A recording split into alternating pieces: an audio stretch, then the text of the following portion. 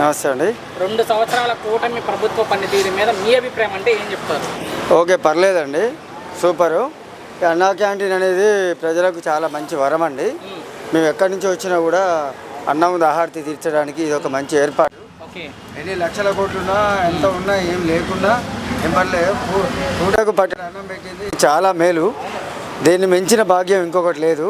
వాళ్ళు చేసిన ఈ కృషికి చాలా థ్యాంక్స్ అండి. ఎవరో ఒకరు కూడా 5 రూపాయలు ఇస్తున్నారు అడుగుతుంటే. ఇప్పుడు లేకపోయినా కూడా అడిగితే ఎవరో ఒకరు ఇచ్చేస్తున్నారు. అవునండి, లేని వాళ్ళు కూడా తింటున్నారు. అవును, చాలా మందికి ఆసరగా ఉన్నది. సో ఏంటి జగన్ గారి ప్రభుత్వానికి ఈ ప్రభుత్వానికి ఏంటి తేడా?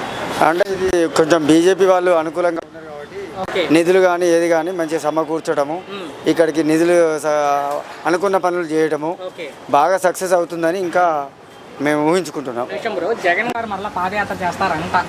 జనాల్లోకి వచ్చి తిరిగితే జగన్ కూడా కష్టం అండి, రావడం కష్టం అంటే వాళ్ళు చేసిన కుంభకోణాలు కానీ అవినీతి పనులు కానీ ఇవన్నీ ప్రజలలోకి చొచ్చుకొని పోయినవి కాబట్టి ఇంకొకటి సెంట్రల్లో కూడా వీళ్ళకి అనుకూలంగా బీజేపీ ప్రభుత్వం ఉన్నది కాబట్టి వీళ్ళు ముందుకెళ్ళే ఛాన్సెస్ ఎక్కువగా ఉన్నాయి కూడా. వీళ్ళు మన పవన్ కళ్యాణ్ తోటి వీళ్ళతోటి కూటమి కూడా సక్రమంగా పనిచేస్తున్నది కాబట్టి వాళ్ళకి ఎలాంటి ఇబ్బందులు లేకుండా ముందుకు నడుస్తున్నది కాబట్టి ఇది కంటిన్యూ అవుతుందని నేను ఊహించుకుంటున్నాను.